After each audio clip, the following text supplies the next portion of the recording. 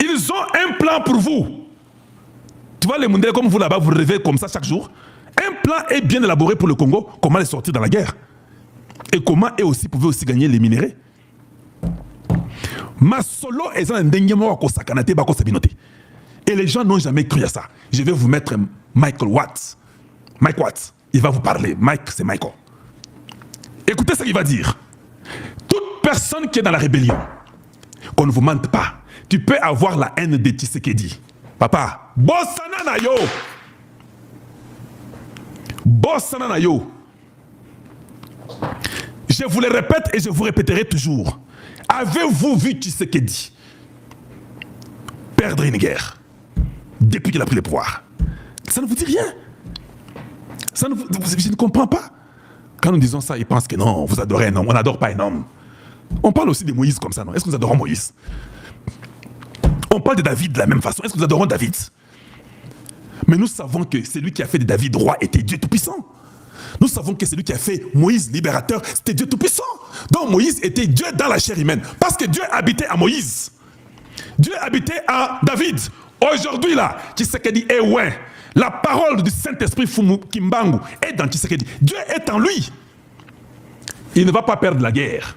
Fermez Bisakata bino batoba média, bino surtout Bof Kanga, bino ba réfugiés rwandais, bof nous bloqué na bino botambola. Oh non, maintenant ils veulent attaquer l'Équateur, ils vont là-bas avec les Pakadjouma, bêtises inutiles. Ça n'existera plus jamais. Il faut oublier.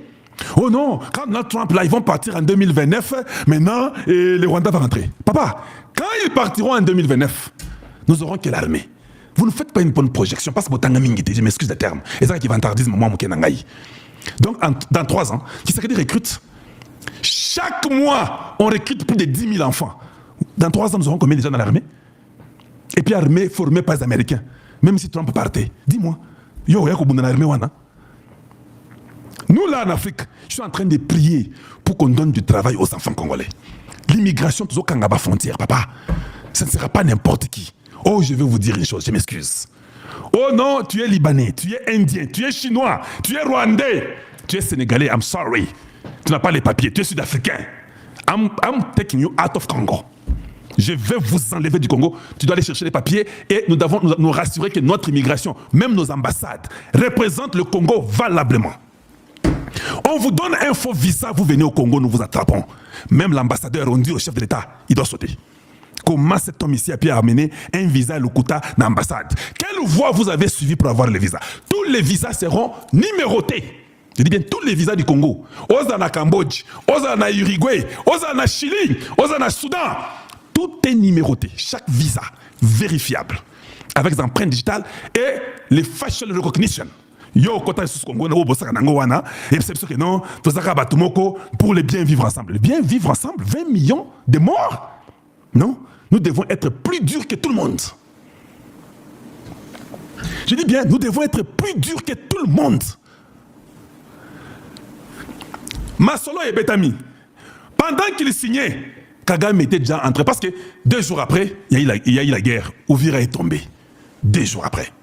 C'est-à-dire que tu ne viens pas d'un coup au Ouvira. C'est-à-dire que tu étais déjà là-bas, tu prévoyais, tu préparais. Donc, il est parti faire signer le président américain, le Kola Zoba Morobo, il va faire signer le papier. Au Sénat américain, je n'ai jamais vu ça. Le Sénat américain est activé. Le Sénat américain veut d'ailleurs beaucoup plus vite que l'Afrique arrive au Congo démocratique. Est-ce que vous avez Sénat américain, Mbangu, nous allons voir comment il faut faire pour que nous puissions activer Makamba Congo na armée de Congo. À vous-même. Dieu est tellement bon. Je vous avais dit et je le répète. Je vous l'avais dit et je le répète. Bien aimé la vidéo, partagez s'il vous plaît, tapotez les locaux qui toko makasi. J'ai dit, hein, parce que nganaza moi na avance mon roboy. Ils avaient l'air mystique. Vous comprenez de l'année wana. Et masolo monsieur là mystique. Nathalie, na moni qui va au signer.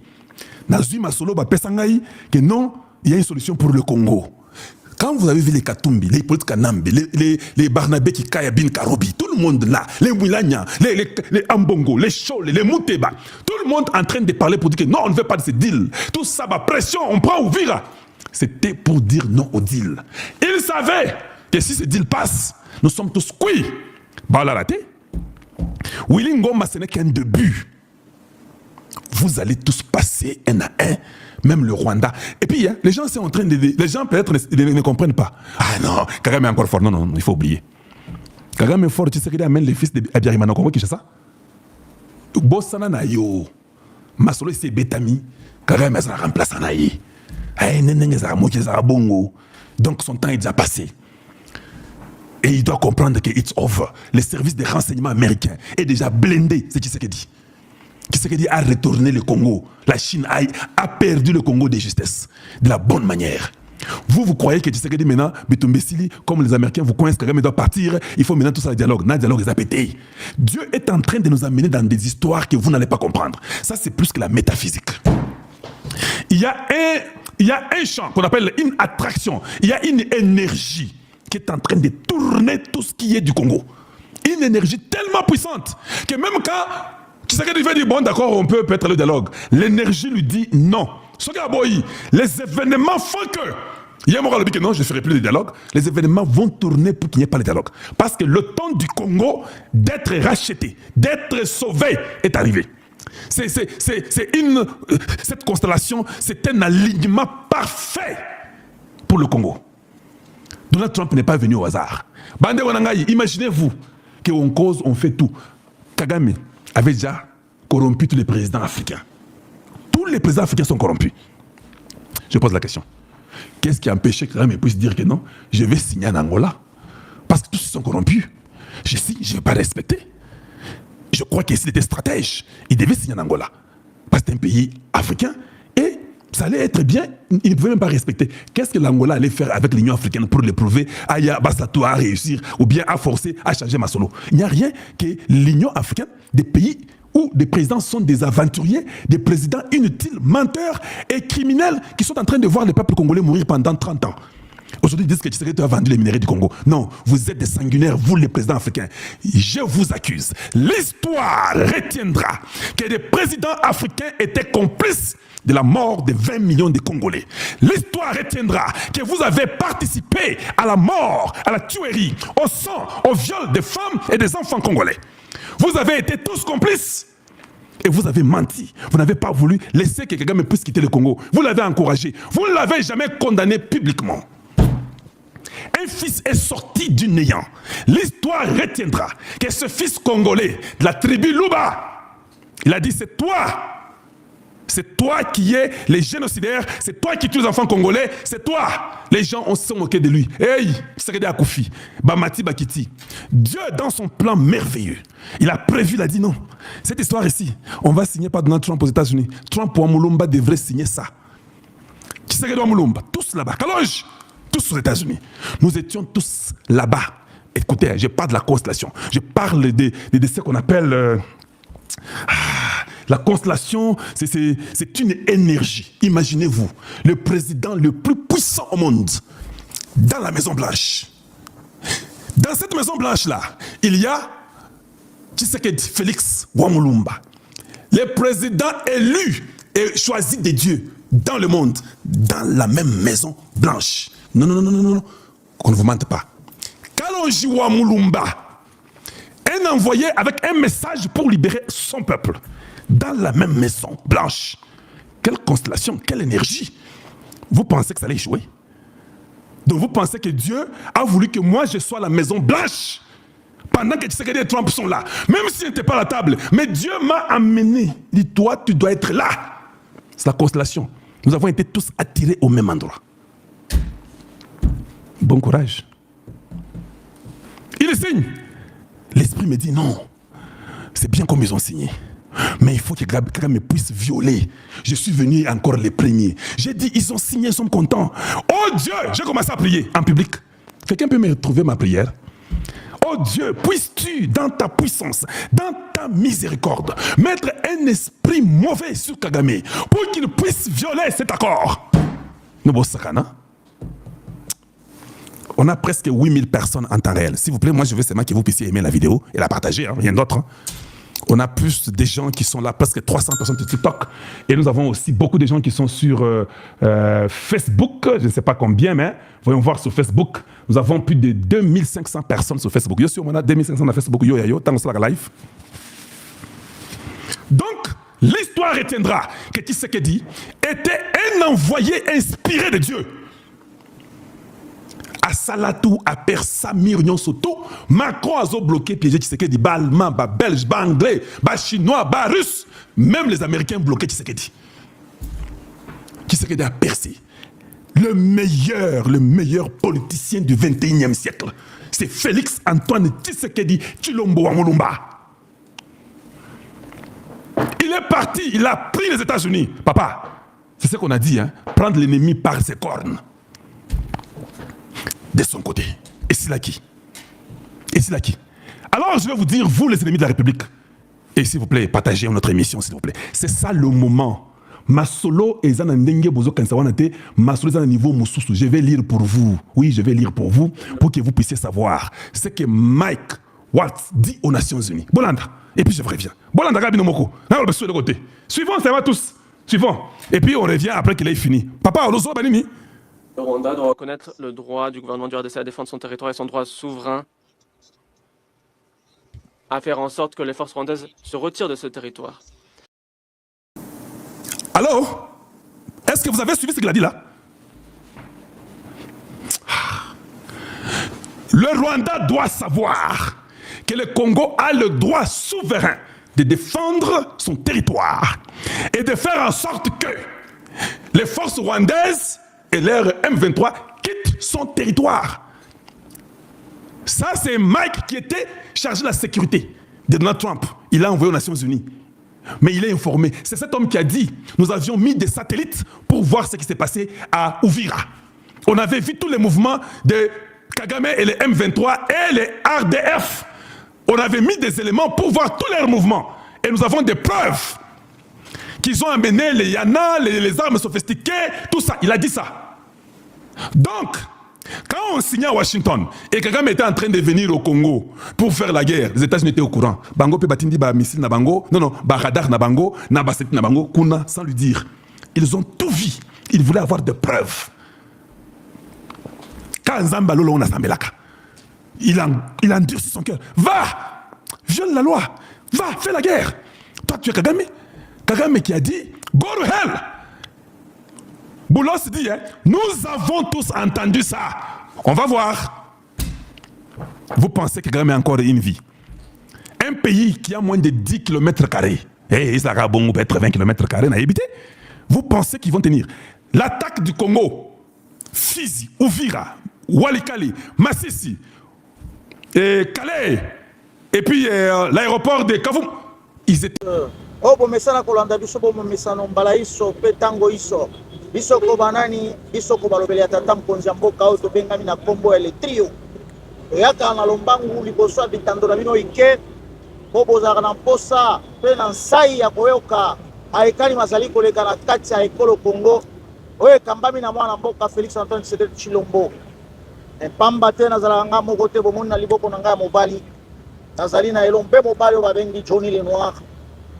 Beaucoup de gens moi je te dis ngangola mobali to bengi maître Neville Lungai consort ngai mobile nabino à la personne de Tumba Stewart moi na colonel Stewart to ena lombangu pona koyebisa bino poto yebi bisika bozali boza koloba bale trio bakoloba lelo te to koloba mais to koloba nini to kolobela makambo euti koleka pona diplomatie agissante à tata mkonza mboka maekani maleki na lombangu Johnny Lenoir. Mais Johnny, Bokoloba, la ville, lobby Togoloba. Johnny, à vous la parole. Merci beaucoup, Stewart, de Père et de Mère, de saluer présence. Il y a avocat Nabiso, Maître Neville, qui était un peu souffrant, qui aujourd'hui, Toye, Lobango, Pona, Kolobelabino, Waramboka, Mokonzi Nabiso, Fatih Beton, Aigle de Père et de Mère. On salue Natonga Lelo, Maman Marthe Kassalou, Oyazali, héroïne, Atikala, na Union pour la démocratie et le progrès social. Kolobelabino Basango Oyezali Koleka à travers le monde, diplomatie agissante à Mokonjamboka, Fatih Beton, Aigle de Père et de Mère. Pour rappeler, Bino, il y a peu, Mokonjamboka a signé qui Oyezala qui accord à Washington, précisément le 4 décembre 2025. Pour rappeler, Bino Lissusuke a signé qui peut un partenariat économique concernant les minéraux critiques, les minéraux stratégiques. Oyo, lelo, oyo, depuis que Mokonzambo Kafati béton aigle de père et de mère, Azobo Konzinaye, lelo, oyo, diplomatie agissante, ezali coproduire ba Mbouma. Ozali komana lolenge nini, lelo, oyo, la montée en puissance, ya armée Nabiso, les FARDC, Obo Monaki, ezala qui infiltré à l'époque de l'ancien président Joseph Kabila, de son vrai nom Kanambe Hippolyte, oyo, asalaki ba mixage, ba brassage, qu'on soit Oezalaki, Bandekonaye, Barwande, Batouti, M23, pour intégrer Bango, au côté de Bango na Oezali, armée congolaise, Tozali Kobenga, FARDC. Mais Kassimo Konzamboka a commencé déjà qu'on nettoyer, qu'on désinfiltrer Oezali, armée Nabiso, pour monter en puissance armée Nabiso, très rebelle, généraux, Kangamaki, parmi lesquels général Wamunda, Wazalaki, chef militaire de la maison civile. Na Tongwalelo, coup de chapeau, na général Malou Wazali Kosala Moussala Kitoko, et na pesi parole, et pas ya Dekonangai, général de ville, l'avocat de Trio. Merci beaucoup de Kostewar, de Johnny Lenoir. Peuple congolais, merci beaucoup. Topesi bino mbote parce que Bolanda Kabiso, pe toyoka ka ba réclamation na bino, ba appel. Bobanda ki kobenga. Toyoki yangwana mbete toye pour que to meka ko expliquer bino. Baninga babandi déjà, bolandi déjà préambule. Nandenge makambu ekozalela à partir ya elobeli na biso. Navanzi boko pese biso matoyi tango boko nanda biso. Ndeko na biso asa fongoli déjà ce qui doit être dit.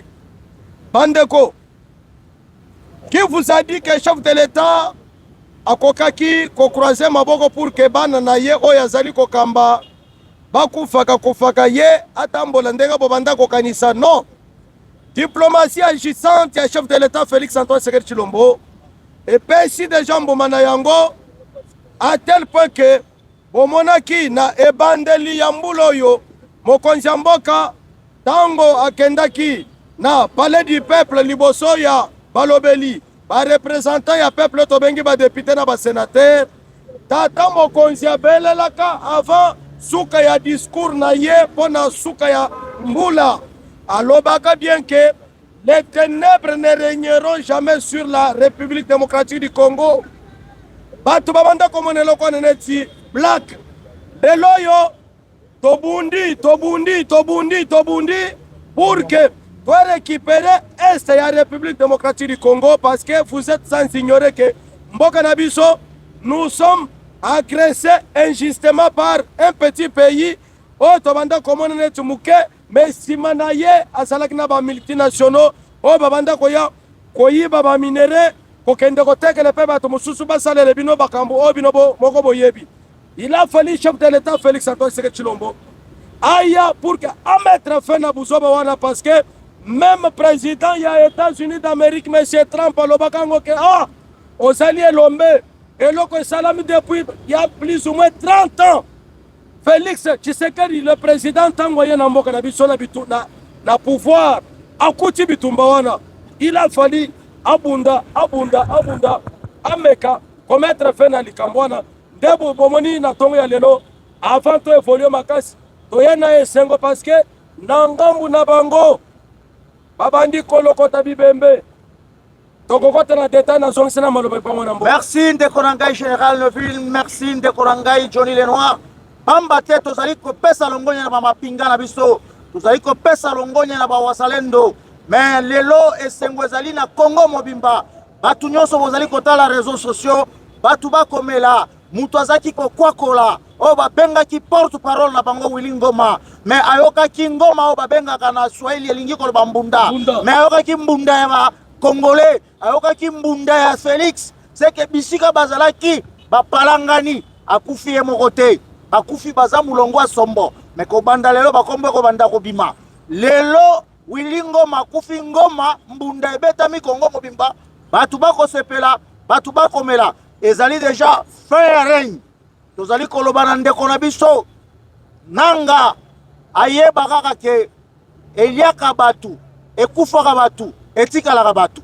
Mais Félix aza elombe ndenge ndeko na ngai général auti koloba Trump na déjeuner oyo ayebisaka batu ke naza koprésente bino mwana mobali moko elombe oyo aza kobundela mboka na ye na yango atelemisaka président Félix président ya yambo atelema abondela pona ekolo na ye mpe pona mokili mobimba.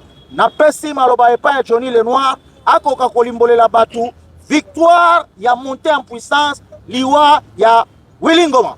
Merci beaucoup Steward, père de mère, l'invité spécial au déjeuner annuel ya États-Unis par le président Trump. Oh lelo mokonzamboka Fati Beton aigle de père et de mère, mon maman Marthe.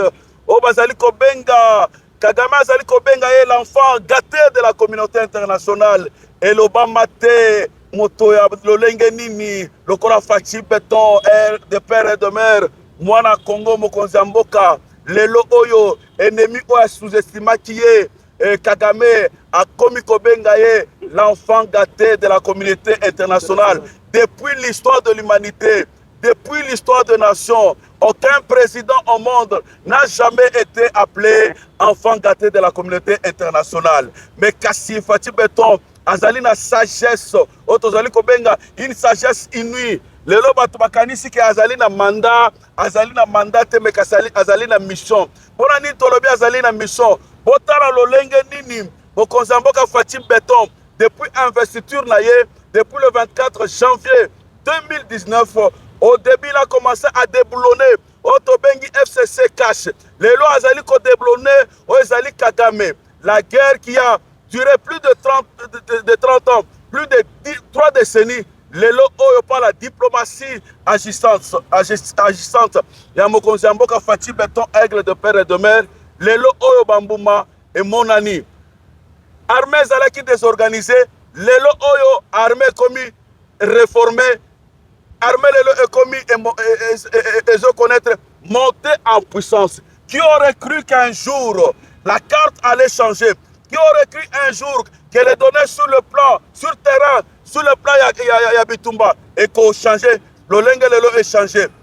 Na niveau ya doa lelo, ba négociation oyo République démocratique du Congo et banda ko sala na M23 dans la sagesse du président de la République a banda ko distrait bango azali ko réformer oyo ezali armée na biso ko somba oyo eza manduki ya nouvelle génération. Lelo oyo la RDC, l'armée congolaise, la 8e force africaine, lelo oyo, elle a quitté à la face du monde. Après qu'on ait extirpé, Oezali ba infiltré, il y a armée, ba généraux et autres lelo oyo.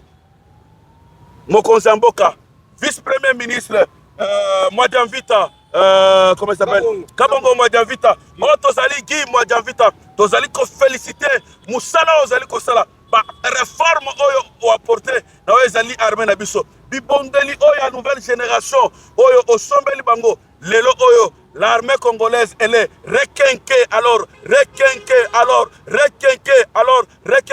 et puis lelo oyo félicitations na wazalendo félicitations na ba FARDC parce que balobi ke ba ko récupérer oyo ezali ba territoire nyoso o ba ennemi ya RDC c'est-à-dire les Rwandais bazwaki mention spéciale. Parce que va récupérer déjà Rubaya, va récupérer déjà Minembwe, va récupérer déjà aéroport à Kavumu. C'est-à-dire que dès qu'on a maître de ville, nous sommes en train d'avancer vers Bukavu et bientôt nous allons recommencer. Goma, à toi, Général Nevi. Oui, nous allons récupérer nos terres qui ont été récupérées par l'ennemi de Konanga Johnny Lenoir de Kosewa. Peuple congolais, et Sengelito pesa mwana mobali oyo Félix Antoine Tshisekedi Tshilombo mwana maman Marthe na Etienne Tshisekedi wa Mulumba longonya soutien na biso mabondeli na biso pona nini bomonaki armée rwandaise na quelques pays oyo babanda ko soutenir mouvement ya ba nyama oyo babanda ko nyokola pe ko boma peuple congolais na est ya République démocratique du Congo bazalaka na soutien na bango ya communauté internationale à l'époque.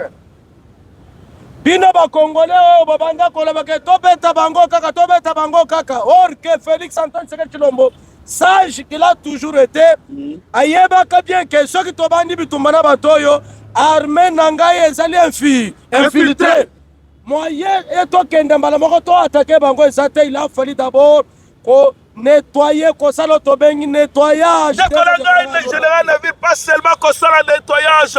Le président de la République Fachi Beto Aigle de Père et de Mère akendaki d'abord et pas partenaire ya Kagame o bazalaki simanaye akendaki na Kazakhstan akendaki na Union européenne akendaki na États-Unis à faire comprendre bango que non wana za muyibi bakolo ba minerais stratégique ezali biso boya na nzela o ezali tout droit afin que to signer partenariat. À toi général. Oui, tant Félix Antoine Tshisekedi Tshilombo, le président de la République, avant ça le nettoyage atali likolo atali na samoni ke bato ce n'est pas Kagame na keye pa bato baza simana ye nde bomonaka Félix Antoine Tshisekedi Tshilombo, le président de la République, atambola bisikona nyonso awa bato babanda komena lungwila babanda kofinga yeke azotambola pamba nzoka.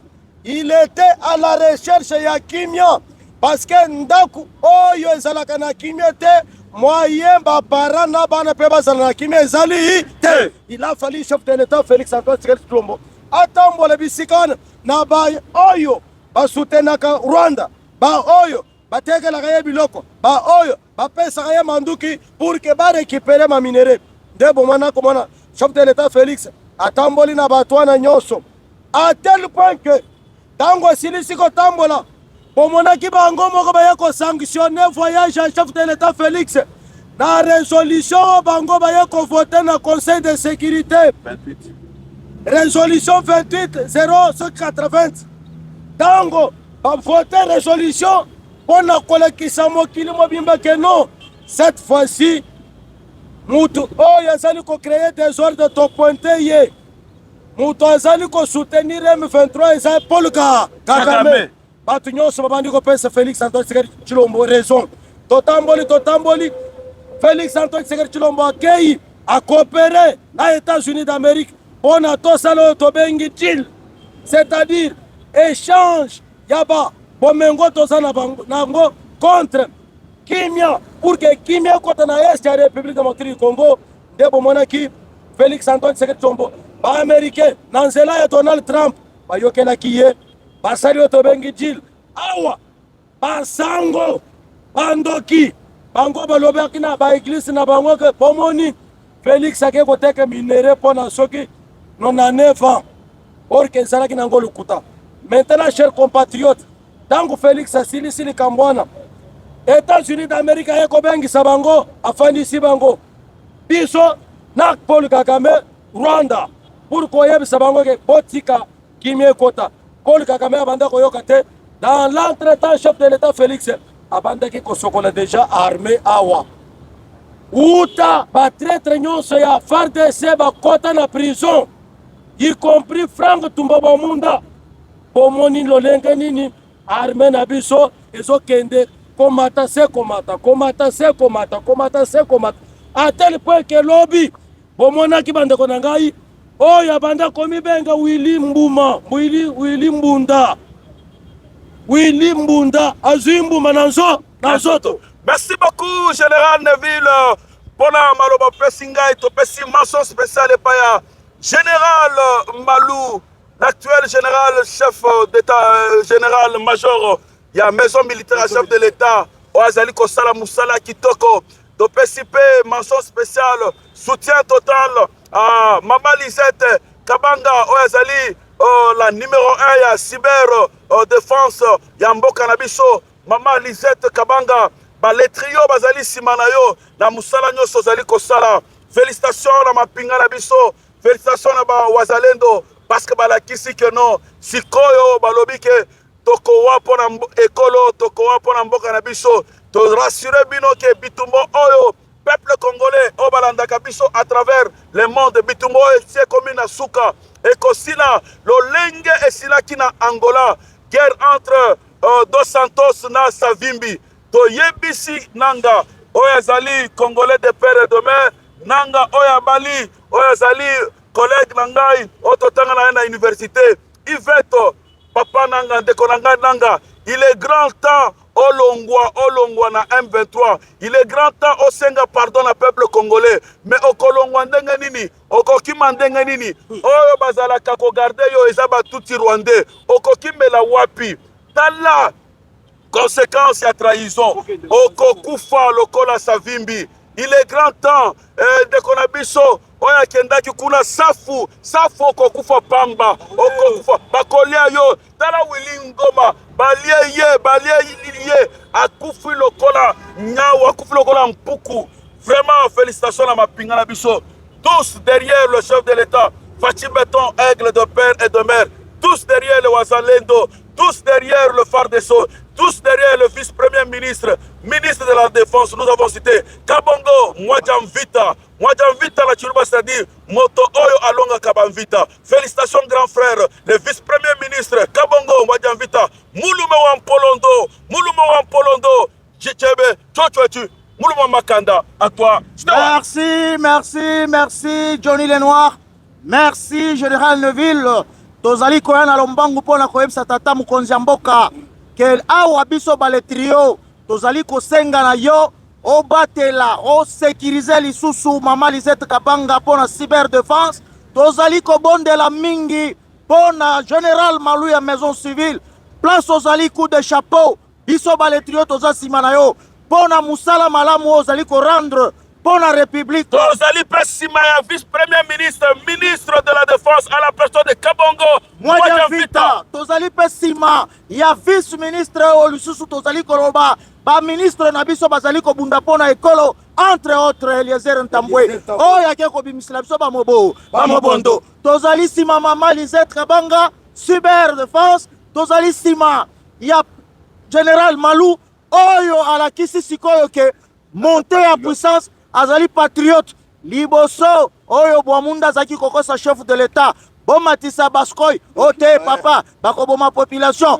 communauté internationale ko babol mais uta papa Malu asimbi ngwende tomoni makambo Malu wa changer Malu o changer makambu Malu eza makambu mais makambu yo changer kombo eza en influence biso bale trio toza ko soutenir yo à 100%, tozali na soutien na yo total. Et puis, aucun de liboso, Moutokolonga yo azali te. Oui, tozali ko féliciter le Soussou, peuple congolais. Force spéciale, Obatindi na Uvira, Obakei na Rubaya, Obakei bisiko na Nyonso, Bandako na biso ba Ibu.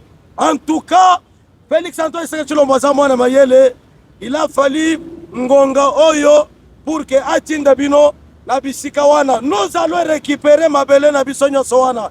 Yangwana bomoni Rubaya bana mboka nyonso bazana Rubaya, félicitations na oyo bosala ki mukole alobi pona kolakisi na ennemi munguna na biso ke mabele ya ba Congolais ekotika na ya Congolais. Pona tosilisa toshite na chapitre ya mokonza mboka ya bitumba ya est de la République démocratique du Congo oyo topesi longonya na ba FARDC na ba Wazalendo oyo topesi longonya na ezali Général Malou oyo topesi longonya epai ya vice-premier ministre Kabongo Mwadjamvita tolobi boye tosengi na oyo ezali bakongomani nyonso oyo bazali na M23. Il est grand temps babantu bahutu balongo na oyo ezali M23 barejoindre oyo ezali le camp de la patrie, parce que botala lolenge babomaki Magloire Paluku azali congolais de père et de mère. Botala lolenge babomi lisusu ezali Willy Ngoma qui n'est pas Tutsi mais qui est Hutu bien Bantu. Tosengi même de Kolabiso Kinois Daniel Safou toyebi santé na yete toyebi situation na yete. Tu as fait le mauvais choix de ta vie. Tu as trahi la nation. Tosengi pe Corneille Nanga, collègue de l'université de Kinshasa, lui il a fait les sciences économiques, moi j'ai fait les sciences politiques et administratives. Totanga ba promotion moko 1993, 1994 jusqu'à 2001. Dékolanga Nanga. Ozotia bana na yo mwasi na la difficulté. Ozali na lo jeune longwa kuna malgré que ozali entouré na batuti. Il est impossible maintenant sinon kokufa lokola Savimbi. Oyo ezali makambo ba américain. Ba américain à l'époque ba signaki oyo ezali ki contrat partenariat na pétrole oyo ezaki ya Angola avec Dos Santos. Savimbi ezaki na rébellion. ce sont les mêmes Américains qui ont aidé Savimbi, qui ont aidé Dos Santos à ce que Savimbi, Babo Maye, au salaire qui mauvais choix. Il est grand temps de te repentir devant le peuple congolais. À toi, Stewart, pour la consulter. Merci mingi. Bande Konangai, Johnny Lenoir, na Général Neville Ilunga. Oh, lelo tozalaki kolobela, babam pinga na biso, totangi bakonzi. Entre autres, Kabongo Mwadiamvita. Totangi Kabongo Mwadiamvita, totangi Mama Lisette Kabanga, totangi Ndeko Eliezer Tambwe. Ezali kolakisa sikoyo ke sans ya patriotisme etelemi na kati ya bongo ya bakongolais pe tosengi na bapatriote oyo bakendaki na plan ya banguna kaka ndenge tokonscientize bamobondo bayoki bakomprendre bino mpe boya moto akoboma bino azali te. À vous Johnny Lenoir namoni olingi obaki nalingi nasilisa général Neville Koloba Boye avec la montée en puissance ya FARDC. Makambo dialogue ekozala lisusu te. Makambo dialogue ekozala lisusu te. Le président de la République Fatih Beton, aigle de père et de mère, moi maman Marthe, on a commettre fin. Il y a guerre, il y a plus de 30 ans. À Kobima, héros national, et en plus, tu as changé la constitution. Maintenant, le changement de la constitution, elle est inévitable parce qu'il faudrait tout intégrer dans la constitution de Bisso, dans la superficie. Il y a un mot dans Bisso, dans l'actuelle constitution. Et puis tout le monde, les sols et les sous-sols appartient à l'État, comme la loi Bakashika. Et puis, tout ça, pour que nous soyons le pépin de Gonangaï, moi, et colonel Sewa, peuple congolais, tout ça, c'est Sabino Boye. Ndeko, Willingo, Massa Congolais, ma kotaki na libuli ya mabe, tout ça, le basiko ya Boye. Dialogue consanaté sans Willing, nani, Ngoma. Il faut tout le monde d'abord, Ndeko, Nabiso, Willing, Ngoma. Si mande, Tokoyeba, Sikoyo, mon colonie, Tokoko, Tsadia. Dialogue. Tomona Willing Ngoma, tomona ba Julien Paluku.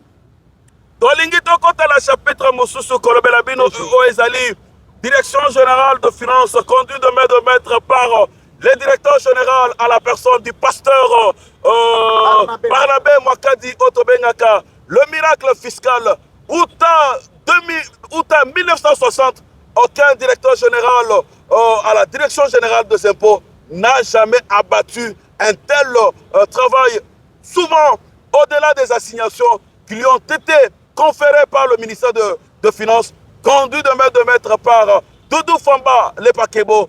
Pour rappel, l'année 2025, toutes les assignations demandées à la direction générale des impôts, conduit de maître par le directeur général, le pasteur Barnabé Mwakadi, ont été atteints. Plus de 107% de réalisation au moment où on lui avait demandé 100%, mais il est allé au-delà des assignations. Félicitations à mon amboka, le directeur général Barnabé Mwakadi, Otozali Kobenga, affectueusement, le miracle fiscal. Merci Mingi de Konangai, Johnny Lenoir. Qui est Barnabé Mwakadi? Barnabé Mwakadi, c'est un pasteur, il y a Église, la main de l'Éternel. Il y a aussi la main de l'Éternel sur lui. L'homme qui a l'expérience de plus de 26 ans, nommé depuis 2020 par le président de la République, l'homme qui a fait des assignations au-delà, l'homme qui a fait des assignations et recettes fiscales, oyo tozali kobenga miracle fiscal, oyo bomoni mutu wana depo ingela na ngwende na ye, azali nani? Azali mwana nzambe, la main de l'Éternel, pe tozali kosenga tileloyo liboko nzambe ezala na ye bisika azali, combattu jamais abattu. Musala oyo rendre pour la République au kokota na Panthéon biso bale trio bamata bakita toyoka ki banungu Mwakadi asali boye bandoki. Vous avez la parole. Oui, ndeko nanga Jenny Lenoir ndeko Stewart, peuple congolais. Tango tozali ko féliciter président de la République démocratique du Congo Félix Antoine Tshisekedi Tshilombo, le premier wazalendo. Toza mwana ne pele susu ba wazalendo mususu na terrain.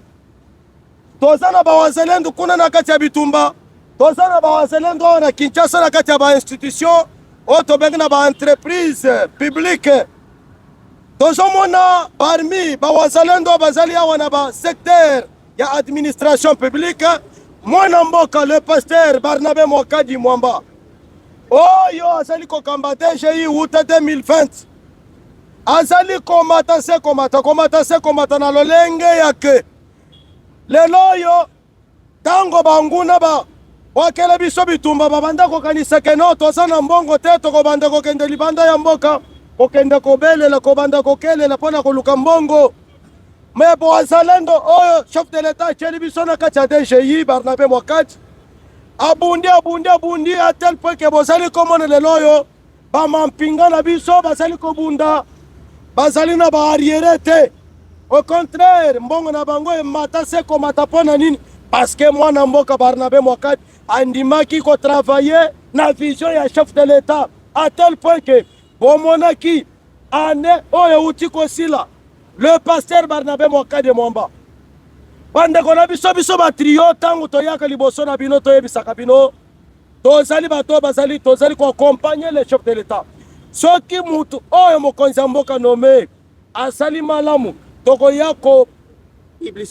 koplebisite ye mpe kolobele makambo ya malamu me soki mutu aye alobi asali makambo ya mabe biso mpe tokoya mpe tokodenonse biso tosalaka dénonciation lokola bana mike te biso tala tobandi musala oyo tozalaki na mandefu te me tokomi na mandefu ya pembe Barnabé Mwakadi lelo oyo année passée amatisi mbongo à tel point que budget l'état emati pour permettre na armée na biso basala musala na terrain à tel point que ntango tozali na bino bobanda koyoka oyo bafonctionnaire epeye e bafonctionnaire bona boye bomoni na nzela ya Dudu Famba na baelefu na ye Barnabé Mwakadi na bamosusu lelo oyo mbongo ekoti na trésor public lelo oyo mpe ezali kosalema nous félicitons et on continue à féliciter mon amboka Barnabé Mwakadi nozongisi maloba. Merci beaucoup maître Neville pona maloba besingai. Félicitations à mon amboka Barnabé Mwakadi Mwamba. Oazali directeur général ya impôt oya saliba réforme kili ba réforme kili asali oazali ba facture normalisée sous l'impulsion ministre de finances Doudou Famba les pakebo. Pas seulement cela, lelo oyo a kotisi lisusu oazali mobilisation, taxe sur la valeur ajoutée, cheval de bataille pendant l'exercice 2026. Barnabé Mwakadi Mwamba, le miracle fiscal, un homme incomparable, plus de 6 ans comme directeur général aux impôts, c'est du jamais vu. Mon côté à Salaka, la direction générale des impôts, plus de 3 ans, mais il a fait plus de 5 ans, 6 ans, à cause du bon travail, à cause du rendement qu'il est en train de faire, d'effectuer au niveau de la direction générale des impôts et à la nation. C'est à cause de la mobilisation des recettes, au-delà des assignations, aux directions générales de finances et Zali Kosala, na barégie financière Mosusu. C'est que le gouvernement de la République, conduit de maître par la première ministre Judith Souminois, a des ressources internes pour la confuta ba fonctionnaire de l'État. Azo ba ressources internes pour la kofuta kopesa ba prime pour ezali ba pinga na biso ba wasalendo ba commando ya FARDC ba patriote commando ya FARDC ba Ibu et consort. Mention spéciale et par Maramboka, le directeur général Barnabé Mwakadi Mwamba, que nous appelons affectueusement le miracle fiscal combattu, jamais combattu. Les trios, nous sommes derrière toi, derrière le travail que tu as bas pour la nation. Merci pour les trios. Tozali Kolobela, Oto Bengi, Barnabé Mwakadi, Mwamba, le pasteur, Bouchale Mwamba, Najabo Boufabantou, Bajana Rikoshi Bamunampala Bachina. Oya Zali Nani, Oya Zali Mwana Nzambe, Liboko Nzambe Zalanayo. Ne nous Tozali Bossa Nate, l'homme qui chuchote à l'oreille du chef, à la personne de maître Kankou, Tozali saluer, parce que Germaine Kankou, et Salaka na Mukonzi, Mukonzi Zalaka na Baoya ye, mais Tozali saluer, Oyo Utabo Zalaki na Mukonzi, Ozali Tika, Kulutu na yote, Mukonzi na yote, Bisoba le trio, Toyaki lelo pona kolakisa mokili mobimba, Musala o Bozali Sala, y compris na batu nyonso RJ, o bino Bozali Sala la DGI, Longonya mingi pa na bino, na kombo ba le trio, na passé Johnny Lenoir, pour abeta eloko moko ya suka. Tolingi tosilisa topesa mention spéciale par Mwanamboka, Barnabé Mwakadi Mwamba, le directeur général des impôts, combattu, jamais abattu. On s'en souviendra de vous, directeur général Barnabé Mwakadi Mwamba, dans les annales, dans le panthéon des différents directeurs généraux de la direction générale des impôts. Na musala oyo osaleli pona nation na biso, musala ya kitoko, olakisi ko moto oyo atangi akoki kozwa liloba ya nzambe ko appliquer yango na tozali kobenga fiscalité. Lelo oyo depuis 2020, chaque fin du mois, na ba signation oyo ba différents ministres de finances, ba pesayo, direction générale de finances, direction générale des impôts, ont réalisé au-delà de toutes les assignations pendant plus de 6 ans. C'est du jamais vu, du jamais vu, du jamais vu.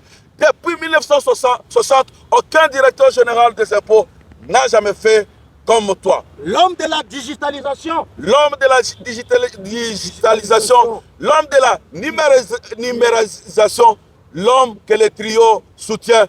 Tous derrière le président de la République, Fatih Béton, aigle de père et de mère, tous derrière le FARDC, tous derrière le directeur général Barnabé, Mwakadi, Mwamba, le miracle fiscal. Merci beaucoup. Awa sikoyo tozali kokende kolobela oyo lisusu ozali mbinga pe ngangola ya mobali oyo biso tozali kobenga pakebo oyo ingi koloba na lingala makambu oyo azali kosala. On parle de l'IGF, monsieur. Oyo azali kosala tokoya na ngola mikolo ezali koya liboso me kasi na lombangu tozali kokende mbangu kolobela oyo azali moko ya mutu munene oyo asimbi pe régime moko munene. À vous Johnny Lenoir. Merci beaucoup Stora de père et de mère, chers spectateurs, téléspectateurs. Nous allons vous parler actuellement maintenant de l'inspection générale de finances conduite de maître par celui que nous appelons les Boudoir, à la personne de Christophe Bitassimwa, combattu, jamais abattu, l'homme qui a apporté une nouvelle recette à l'inspection générale de finances. Et cette recette, elle est axée sur 3 ans, une recette triennale qu'on appelle le contrôle systémique et ce qu'on appelle la digitalisation et la numérisation dans les contrôles de finances publiques. À toi, Général Devi. Oui, peuple congolais, merci beaucoup Nabandeko. De l'oyo, qu'est-ce qui s'est passé et puis qu'est-ce qui est en train d'être fait dans Katia Otobengi, institution Otobengi, IGF. Nicolas Outikola Katolakisa Kibino, le président de la République, moi Namboka Félix Antoine Seger Chilombo, Azalina ba joueur. Ceux qui jouent Moussous ont mené à travailler, à Tchéa Péminon aussi jouer Moussous. Les loyaux, Tozali na jouer Moussous à côté de terrain Tobengi, mon amboka Christopher Bitassimwa. Oh Yazali, véritable économiste. Oh Yazali qui travaille selon la vision du chef de l'État. Aïe, na katia chef, na formule Moussous pour na kobakisa. Na oh Salamaki déjà bien avant parce qu'à l'époque Boyebi.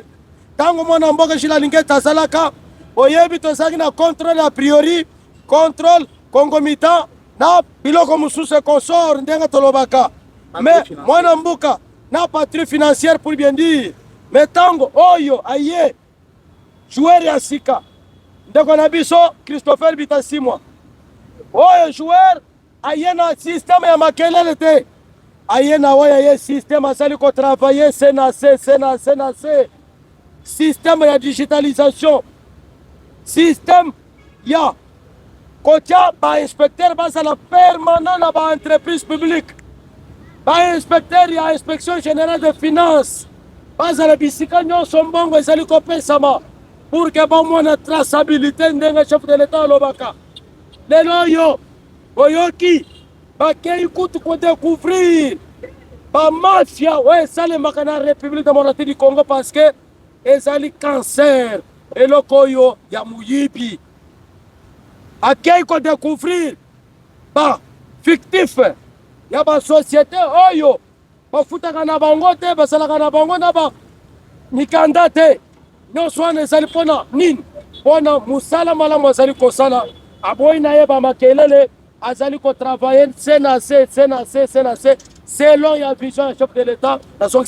Merci Bande Konangaï, Johnny Lenoir, merci Nde Konangaï. Général Neville, Christophe Bitasimwa, aye na système systémique, c'est que tokoki koloba yango na ndenge ya lingala ya makanza, aza na système ya banyau, aza kolia nyase ndenge nyau, ndenge ba léopard bayaka, banyama nyonso boyebi ba tigre, ye azoya na système na ye wana systémique, parce que alobi, aouti kokanga, plus de 935 entreprise oyo bafutaka mpaku ya leta te na yango tata mokonzi ya mboka instruire ye akoka kosala na lombangu ke basosiété wana bakoka kokende komifere enregistre mpe bafuta bampaku na lombangu pamba te bakozwa etumbu ya munene azali na système na ya digitalisation oyo akotisi oyo babiloko nyonso bokoluka contre IGF contre oyo aza kosala asi atie site na ye bokokota kuna bokokende koyeba makambo kani aza koloba me na mingi naza kopesa Johnny Lenoir alobelaki ya epengle biloko misatu soki akolimbolela biso yango po bana mboka mpe bayi ekolo oyo bakolandaka biso bakoka koyoka na munoko na ye moko. Merci beaucoup Steward Père de Mer, mention spéciale epai ya mwana mboka oyo tozali kobenga budwe muchafu oyo azali kosala musala na calme, dans tout le calme il fait du bon travail. À l'époque de Jules Alingete, ancien inspecteur général, chef de service, que nous saluons, qui est allé en retraite, Yazalaki Ayaki Nawezalaki contrôle concomitant, Otozali Kobenga, la patrouille financière, Mekassi, le chef de service, Boudoué, Christophe Bitasimwa, aye na Oezali, recette Yassika, aye Sikoyo, na Oezali, méthode Yassika. Oezali accès sur 3 ans.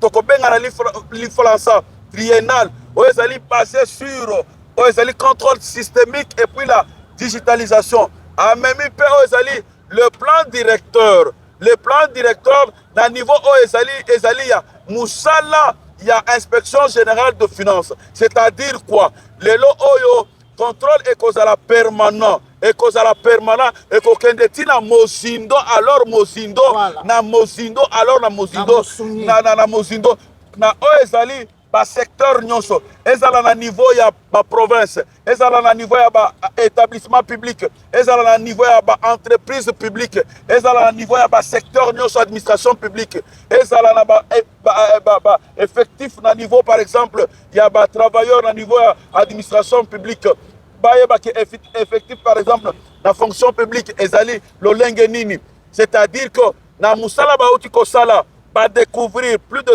937 contribuables, 37 entreprises oyo bazali na ba numéro d'impôt te oyo bafuta kampako ya l'état te. Pour rappel, l'État, le gouvernement ne vit que des impôts, ne vit que des recettes qui sont générées qui sont payées par les contribuables, c'est-à-dire par entreprise publique et entreprise privée.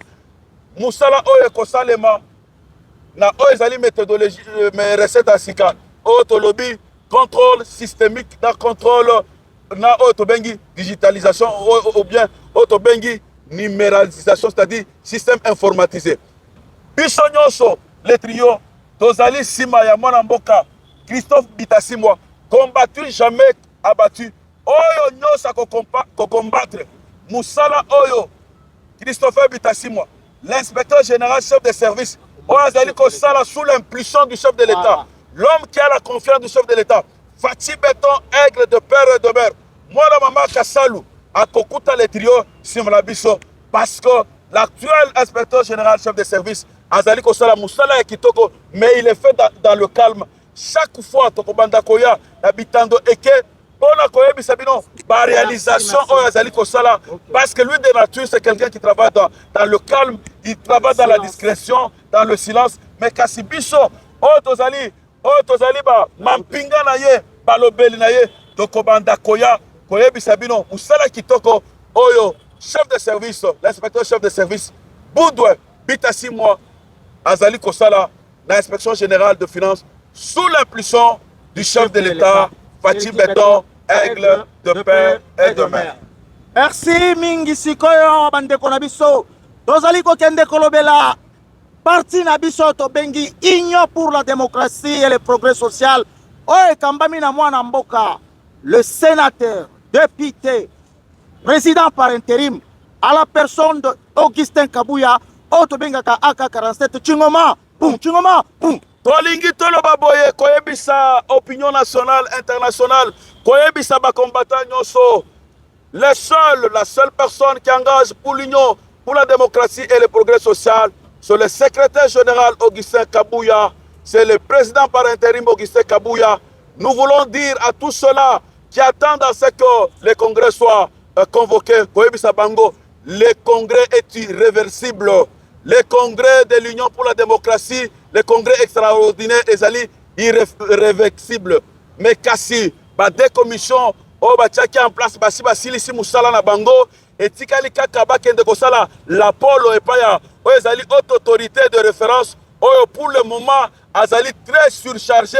Il s'occupe de la chose de la République. Il s'occupe d'abord pour la restauration de la sécurité au niveau de l'Est de la République démocratique du Congo. Au moment venu où il aura du temps, il aura le rapport de deux commissions en place. Et puis, à côté de ça, pour le congrès extraordinaire, il y a Union pour la démocratie et le progrès social. Jusqu'à la preuve du contraire, c'est lui qui engage l'UDPS, l'Union pour la démocratie et le progrès social, s'appelle Augustin Kabouya Chingoma, secrétaire général, président par intérim, honorable député, sénateur, à toi, général Lévy. Oui, merci beaucoup, peuple congolais, l'UDPS, Union pour la démocratie et le progrès social. Oyo tozo benga misisa ya chef de l'État Félix Antoine Tshisekedi Tshilombo. Banguna babanda kokaniseke pour fragiliser le pouvoir, il faut tokata misisa. Ndebo mona ki ba financement qui dépaille de part et d'autre pour que le parti ezala toujours secoué. Mais babo sani ke nzete oyo ezwaka mopeme makasi nde nzete ekumelaka pe ekotaka mingi miekotisaka mingi misisa na ye na mabele. Baeshue na ndenge ya ke plan na bango pour que déstabilisation esalema au niveau ya parti afin que chef de l'État soit déstabilisé. Le loyo, secrétaire général, il a mis en place une commission pour l'organisation et préparation du congrès pour que parti échange vision compte tenu à façon de bandaka tant que tozalaka na opposition, la façon de diriger parti tant que tozala pouvoir. C'est pourquoi on a une commission, la commission on essaie de travailler, puis on écoute tozaba membre de la commission wana. La commission essaie de travailler aussi topé si parti na biso na ba nouveau statut na ba biloko mususu règlement d'intérieur nyonso ese sili sikoyo ba coordonnateur ou bien ba kambi ya ba deux commissions masolo nyonso basaba silisi.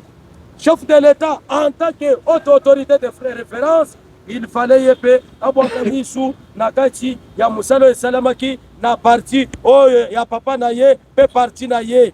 Mais bozali komone bitumba esalaki kili tango tosilisaki musala wana depuis kala anguna bayaki kosampare na Uvira. Il fallait chef de l'État s'occuper d'abord na nation tobengani bandeko ya Uvira boyaki komona babandi tsoko kende kote Rubaya. Chef de l'État asaki embrouillé yango wana bomonaka zwa kitamingi te ya kotala rapport ya musalo esalami na kati ya congrès ya kati ya ko préparer congrès. Mais tozali ko féliciter le secrétaire général parce que il a mis en place ba moyen nyonso pour que musala wana esaleme esila bino bato o bamesana pour vivre il faut sala désordre na kati ya UDPS tant wana eseleki. Le secrétaire général Augustin Kabouya gère le parti et tozali kokende tout droit na congrès na zone sima de pomona. Merci mingi ndeko na ngai général, merci mingi ndeko na ngai Johnny Lenoir. Pamba tena kotikala ka kobosa na lisese moko te ye moko général akomela ngai atideli ngai alobi Eric bitumba nyonso bakosala ngai elingi kolakisa ke eloko na eloko eza na ngunga nango alobelaka ngai lisese oyo alobi il y a un arbre qui donne le fruit mais même arbre, même pluie, même soleil, mais chaque fruit mûrit à son temps. Mutuna mutaza na ngunga na ye. Coup de chapeau autaka koloba likambo ya ngoma wili Willy aleki kuna azoseka lobi alimete déjà basi babominga lelo akufi to akufi te donc ozali prophète ozali prophète nalingi nabakisa mpona tosilisako mokolo ya lelo oyo ezalaki émission ya lelo koloba boye mention spéciale epai ya mwana mboka le secrétaire général le président par intérim l'honorable le sénateur Augustin Kabuya oyo même tango infiltration esalamaki na IDPS na M23 parce que le M23 avait même infiltré l'UDPS pour combattre l'UDPS et combattre à la personne d'Augustin Kabuya.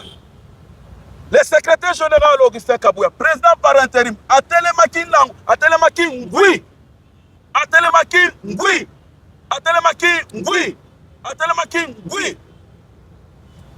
Kolanda oyo ezalaki ba instruction nyonso ya mokonzi ya mboka.